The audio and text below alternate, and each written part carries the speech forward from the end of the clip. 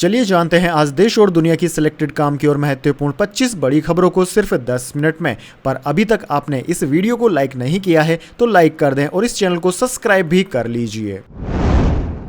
हेमंत सोरेन 5 महीने बाद जेल से बाहर आए, कहा सुनियोजित तरीके से आवाज दबाई जा रही। हाईकोर्ट बोला पूर्व सीएम के खिलाफ सबूत नहीं।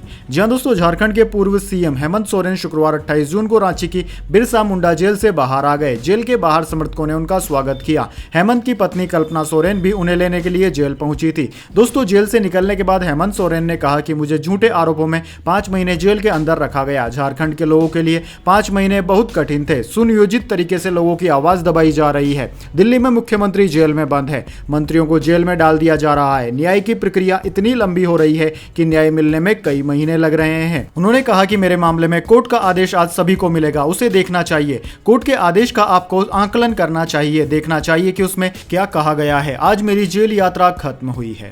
चलिए दोस्तों, जान लेते हैं अगली खबर। नीलोफर बनी निकिता और रफीक बना रोहित। इंदौर में 30 मुसलमानों ने अपनाया हिंदू धर्म। खजराना गणेश मंदिर में हुआ हवन पूजन। जी हां दोस्तों, मध्य प्रदेश के इंदौर में 30 मुसलमानों के एक समूह ने हिंदू धर्म अपना लिया। पुलिस का कहना है कि उसे इस संबंध में अभी तक कोई जबरदस्ती की शिकायत नहीं मिली है। स्थानीय संगठन साझा संस्कृति मंच के अध्यक्ष सेम पाउरी ने बताया कि मध्य प्रदेश धर्म स्वतंत्रता अधिनियम 2021 के प्रावधानों के तहत 14 महिलाओं सहित 30 लोगों ने इस्लाम से हिंदू धर्म को अपना लिया है। हिंदू विश्व परिषद की धर्म प्रसार इकाई के प्रांत प्रचार प्रमुख संतोष शर्मा ने बताया कि इंदौर, देवास, थार समेत आसपास के 30 से 35 मुसलमानों की घर वापसी कराई गई है। चलिए दोस्तों, जान लेते हैं इसके बाद अगली खबर। नीट पर संसद के दोनों सदनों में विपक्ष का हंगामा। कांग्रेस अध्यक्ष वेल में पहुंचे सभापति धनखड़ बोले यह संसदीय इतिहास का काला धब्बा। जी हां दोस्तों, संसद सत्र के 5वें दिन शुक्रवार को नीट मुद्दे के चलते दोनों सदनों में जमकर हंगामा हुआ। लोकसभा में कार्यवाही हंगामे के चलते 1 जुलाई तक स्थगित कर दी गई। हालांकि दोस्तों, राज्यसभा में कार्यवाही रुक रुक कर चलती रही। बाद में इसे भी 1 जुलाई तक स्थगित कर दिया गया। दरअसल दोस्तों, विपक्ष नीट पर चर्चा की मांग को लेकर स्थगन प्रस्ताव लाया था। लोकसभा स्पीकर ने कहा कि नियमों के मुताबिक राष्ट्रपति के अभिभाषण पर धन्यवाद के बीच स्थगन प्रस्ताव नहीं लाया जाता, जबकि राज्यसभा में 22 सांसदों के नोटिस को सभापति ने खारिज कर दिया। चलिए दोस्तों, जान लेते हैं अगली खबर। दिल्ली एयरपोर्ट पर टर्मिनल 1 की छत गिरी, 1 की मौत, 8 घायल, कई कारें दबी। कांग्रेस बोली मोदी ने उद्घाटन किया, भाजपा का आरोप 2009 में बना था। जी हां दोस्तों, दिल्ली एनसीआर में बारिश की वजह से शुक्रवार सुबह 5 बजे Indira Gandhi international airport IGI के टर्मिनल 1 पर पार्किंग की छत गिर गई। हादसे में कार में बैठे एक कैब ड्राइवर की मौके पर ही मौत हो गई, जबकि 8 घायल हैं। घायलों का इलाज मेदांता अस्पताल में चल रहा है। Delhi fire service, police, CISF और NDRF की टीमें मौके पर राहत बचाव में जुट गई है। वहीं दोस्तों, दिल्ली फायर सर्विस के अधिकारियों ने बताया कि टर्मिनल 1 पर डोमेस्टिक फ्लाइट के लिए पार्किंग एरिया में सुबह गाड़ियों की लंबी लाइन लगी थी। इसी दौरान पार्किंग की छत गिर गई। छत का भारी भरकम हिस्सा और लोहे के 3 सपोर्ट बीम भी गाड़ियों पर गिर गए। इस दौरान यहां खड़ी कारें बीम में दब गई। चलिए दोस्तों, जान लेते हैं इसके बाद अगली खबर। राज्यसभा सांसद फूलो देवी नेताम की संसद में तबीयत बिगड़ी। नीट पेपर लीक विरोध प्रदर्शन के दौरान हो गई बेहोश।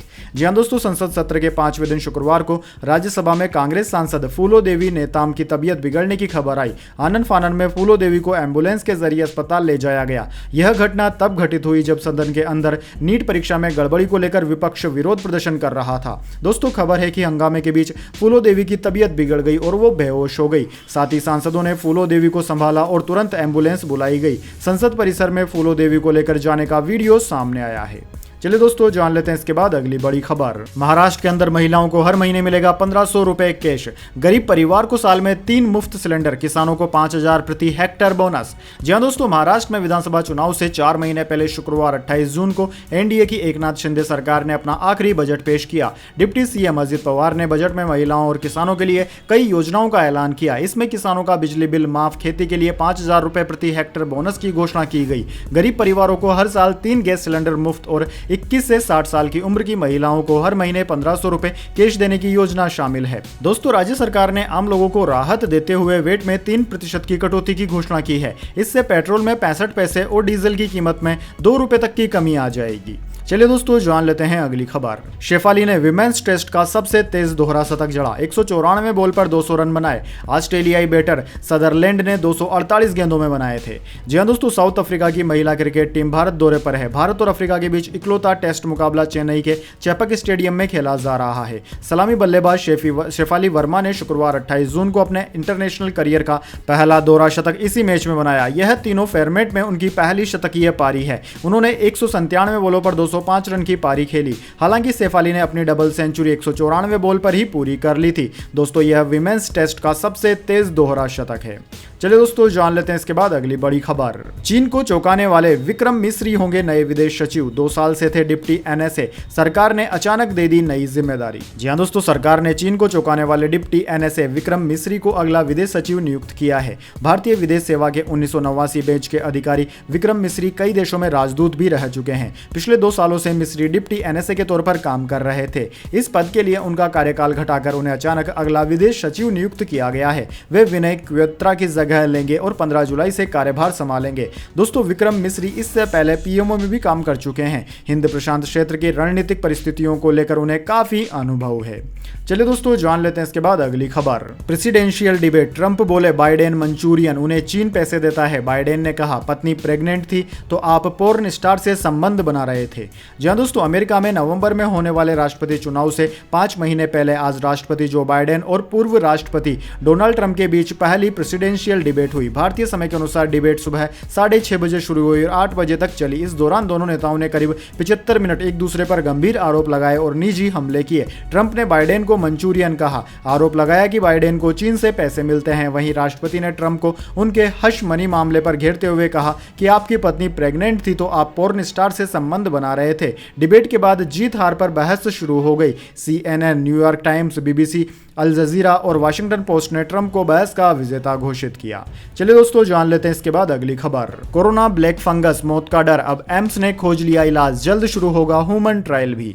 जी हां दोस्तों, कोरोना के बाद अचानक बढ़े ब्लैक फंगस या म्यूकरमाइकोसिस के मरीजों से देश भर में सनसनी फैल गई थी। बहुत सारे लोगों को इस बीमारी के चलते अपनी आंखें तक गंवानी पड़ी थी, जबकि कुछ लोगों की मौत भी हो गई थी। लेकिन दोस्तों अब दिल्ली स्थित एम्स ने इस खतरनाक बीमारी का तोड़ निकाल लिया है। एम्स के बायोफिजिक्स डिपार्टमेंट के मुताबिक इस खतरनाक बीमारी की दवा दूध में मौजूद है। हालांकि इसे ड्रग के रूप में इस्तेमाल कर और प्रभावी बनाने के लिए रिसर्च और स्टडीज के साथ ट्रायल किए जा रहे हैं। यानी कि दोस्तों जल्द ही ब्लैक फंगस की भी दवाई आपको मिलने वाली है।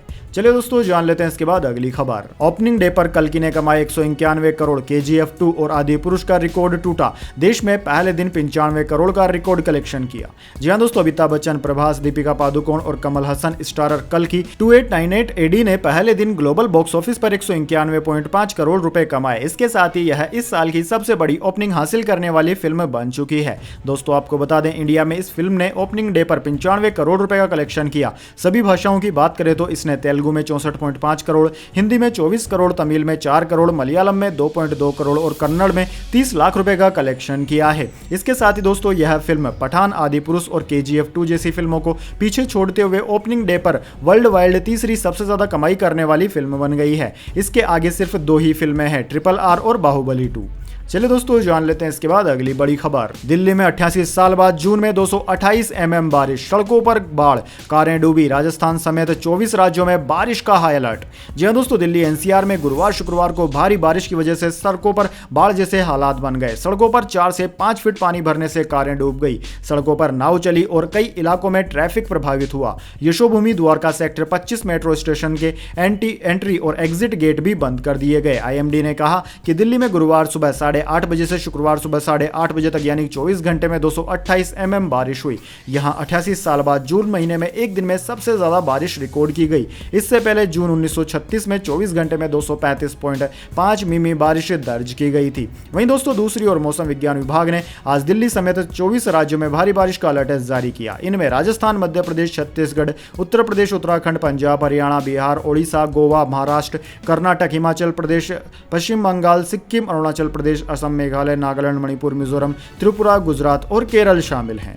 जियो के बाद एयरटेल ने बढ़ाए दाम, 179 का सबसे सस्ता प्लान 199 में मिलेगा। शेयर रिकॉर्ड हाई बनाकर गिरा। जी हाँ दोस्तों, भारत के दूसरे सबसे बड़े टेलीकॉम ऑपरेटर भारती एयरटेल ने रिलायंस जियो के बाद मोबाइल टैरिफ में 10 से लेकर 21% तक की बढ़ोतरी की घोषणा कर दी है। सुनील भारती मित्तल की टेलीकॉम कंपनी ने कहा कि वह 3 जुलाई 2024 से मोबाइल टैरिफ में संशोधन करेगी। अब 179 रुपए वाला सबसे सस्ता प्लान 199 रुपए में मिलेगा। इसमें 28 दिन की वैलिडिटी, अनलिमिटेड कॉलिंग और 2 GB डेटा मिलता है। वहीं दोस्तों 265 रुपए वाला प्लान 299 रुपए में मिलेगा। इसमें 28 दिन की वैलिडिटी के साथ अनलिमिटेड कॉलिंग और 2 GB डेटा रोजाना मिलता है।